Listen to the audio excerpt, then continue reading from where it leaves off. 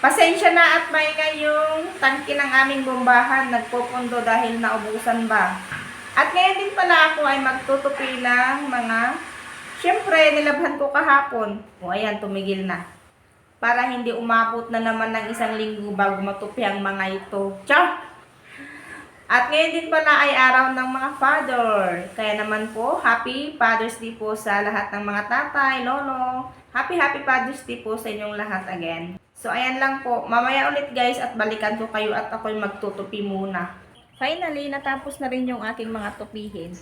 At ngayon ako ay naglilinis naman ng electric fan. Kailangan na itong bigyan ng time kasi grabe na yung alikabok.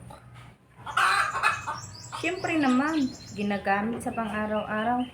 Lalo't grabe ang init. Kailangan din naman itong linisan para naman maganda yung ibubugang hangin ba. Pero yung aming manok, ayun, nakikipagsabayan. Kanina na hindi ako nag-film, walang ingay. Pero ngayon, grabe lang ingay.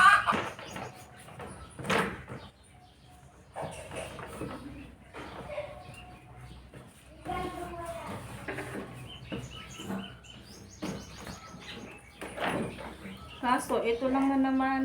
Ito na naman tayo. Ito o yung screw ba? Yung tornilyo. Hirap tanggalin. Mayroon naman kaming pantanggal ng mga tornilyo dyan kaso. Grabe ang luwang kasi. Punas na lang. Kailangan talagang matanggal to. Tignan nyo naman yun. Ang alikabok. Oh. Yun. Alikabok talaga. Nasindi to. Hindi siya luba. Oh.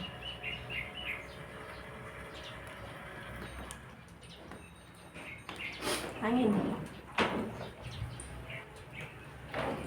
Mamaya ko na lang ito gawin. Hihiram pa ako ng pangtanggal ko dito sa tornilyo na para matanggal ito. At malinisan yung pinakaloob. Mamaya na lang to. Yung labahin ko muna mga puti ang gagawin ko. Hindi ko nalabhan kahapon kasi mga puti yun. Saka yung mga panloob na damit. Hindi naman yun pwede sa washing. Masisira nga.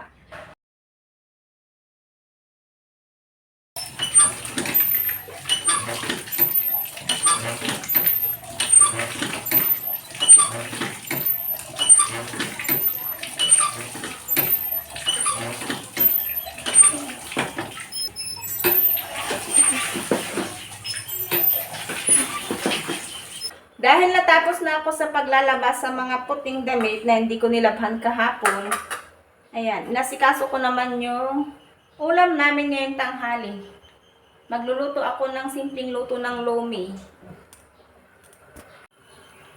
Ayan, yung ganitong klase ng pansit, oh. At saka ito, fishball. Luto na ito, niluto ng aking anak. Pero hindi namin ito ihahalo lahat. At saka isang piraso ng egg. Wala itong gulay na cabbage o di kaya carrots kasi walang available dito sa bahay. At medyo malayo yung bilihan dito sa amin.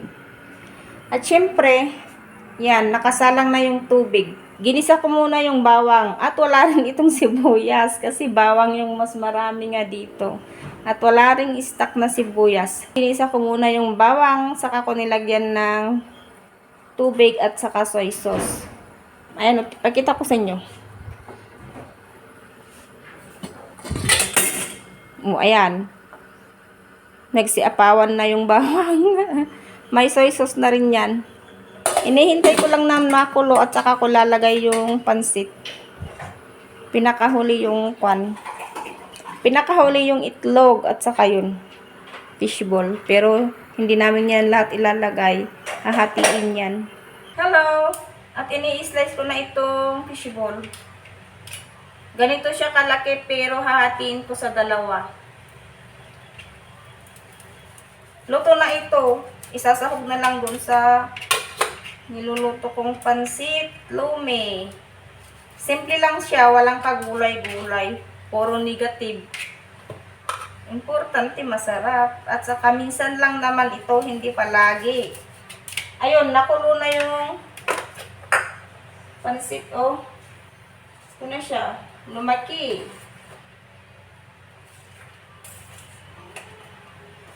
Yung panglomi na pansit.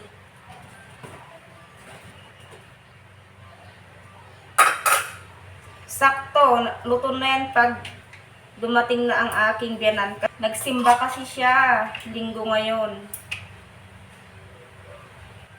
Wala pa siya. Anong oras na natapos yung misa? 11:45.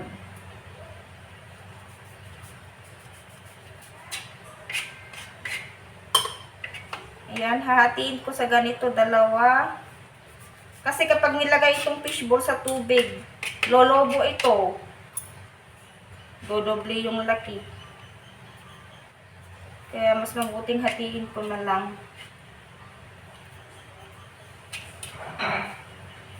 Sakto matapos kong mahati, luto na rin yung pansit kung saan isasahog.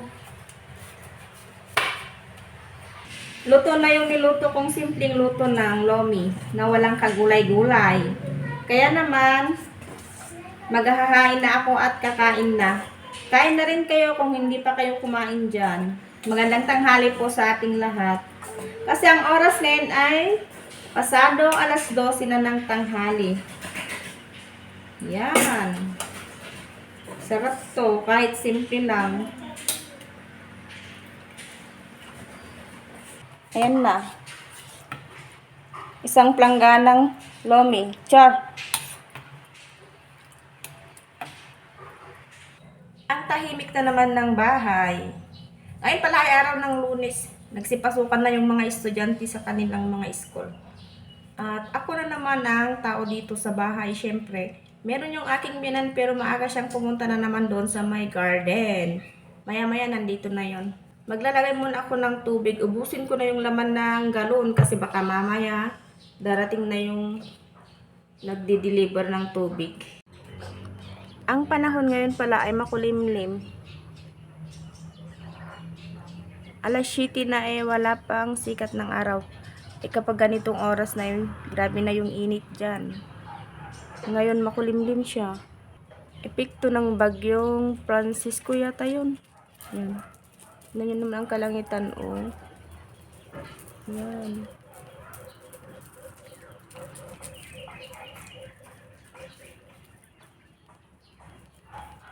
Ay, salamat. Meron pang kaunti.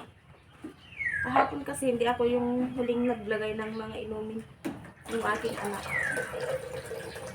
Kasya pa ito habang mamaya hapon.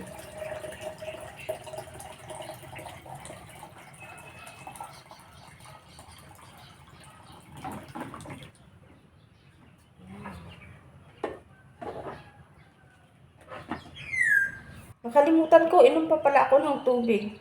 Kulang ito. Katatapos ko lang po kasing kumain ng umagahan. Bago ang lahat, inom muna ng tubig para may lakas sa paggawa ng mga gawain bahay ba. So ayan, recharge na ulit at magsimula ako sa pagpapakain ng aso, mga aso at pusa. Kasi itong pusa namin, ayun dito oh, hindi na makapaghintay. Kinikis-kis yung buntot sa aking paa. Ayan, nagsipuntahan na silang lahat dito. Narinig lang yung tunog ng kaldero eh. Alam na nila nakakain na sila. Pero nasaan yung isa? 4 ito.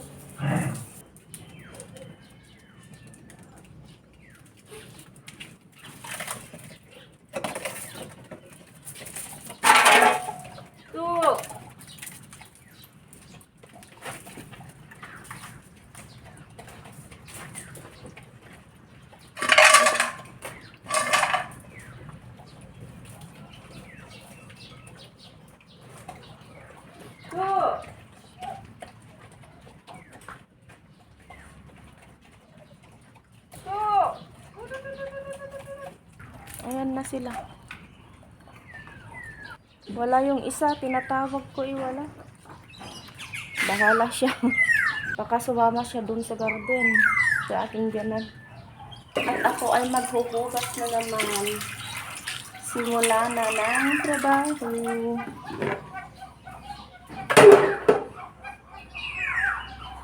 Kapagod, pero at least kita naman yung pinagpaguran, satisfied ba? Kaya pahinga lang saglit at saka gugura ulit sa paglilinis. Hindi pa ako tapos talaga. Tapos na akong magwalis. At ang susunod kong gagawin ay ito, magpupunas ng sahig. Mahigit 1 linggo na yata akong hindi nagpunas ng sahig. Kaya itong mga upuan, tingnan nyo yung ginawa ko. Kaso, against the light, ayan yung mga upuan. Pinag-adjust ko na sila. Wala sila sa mga sariling pwesto.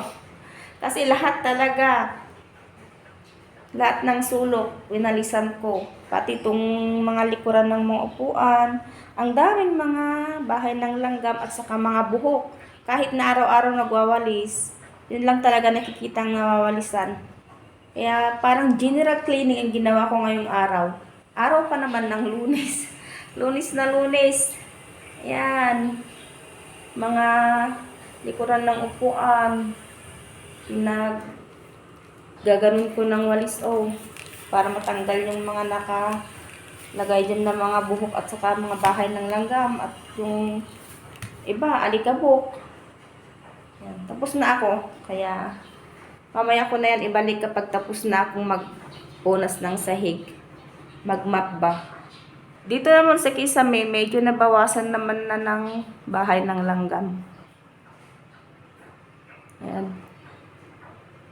Lalo na dun sa sulok-sulok. Dun daming mga bahay ng langgam doon.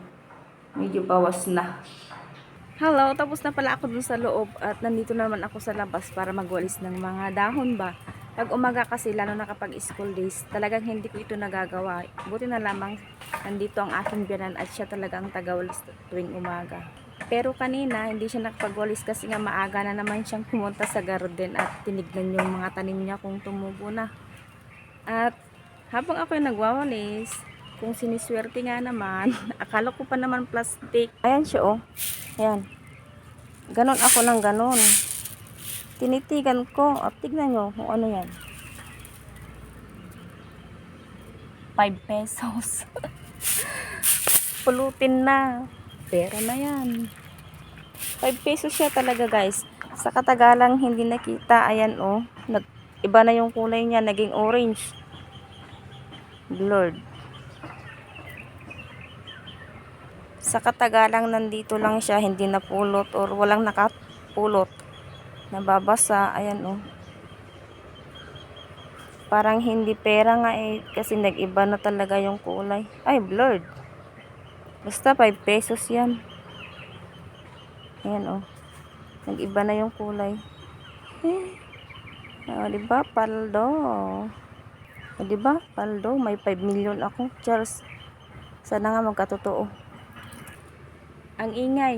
May music yung mga gumagawa ng bahay dito sa kapitbahay. Kaya hanggang dito lamang muna. Kita-kits sa susunod na video kasi tatapusin ko na ito dito. At maraming salamat sa inyong mga panunood.